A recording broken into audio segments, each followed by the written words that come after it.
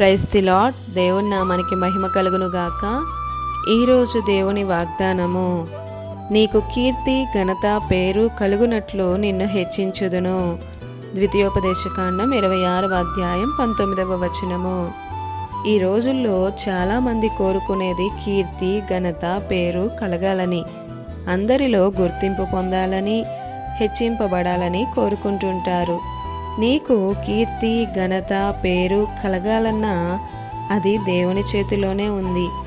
ఒకవేళ నిన్ను హెచ్చించాలన్నా తగ్గించాలన్నా అది కూడా దేవుని చేతిలోనే ఉంది. అది మరి ఎప్పుడు? దేవుని యొక్క ఆజ్ఞలను అనుసరించి దేవుని మాట ప్రకారం జీవించినప్పుడు దేవుడు మనకు కీర్తి ఘనత పేరును కలుగజేస్తాడు.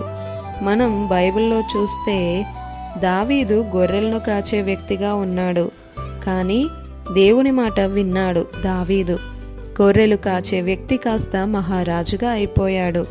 సౌలును కూడా దేవుడు రాజుగానే చేశాడు, కానీ దేవుని మాట ధిక్కరించాడు. దేవునికి లోబడలేదు. రాజు స్థానం నుండి సాధారణ స్థితికి దిగిపోయాడు. నా దేవుడు నిన్ను హెచ్చించగలడు, నీకు కీర్తిని కలుగజేయగలడు.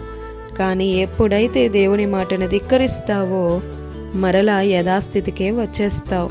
హెచ్చింపబడాలని ఆశ ఉంది, కానీ ఎందుకు హెచ్చించబడలేకపోతున్నావు?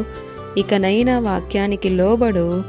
దేవుడు చెప్తున్న ప్రతి మాటకు నీ చెవియొగ్గు. దేవుడు తప్పక నిన్ను దీవిస్తాడు, హెచ్చిస్తాడు. ఈ దిన వాగ్దానము మీ అందరి జీవితాలలో నెరవేరాలని కోరుతూ దేవుని సువార్త పరిచర్యలో మీ సహోదరి Prasanna. God bless you. Amen.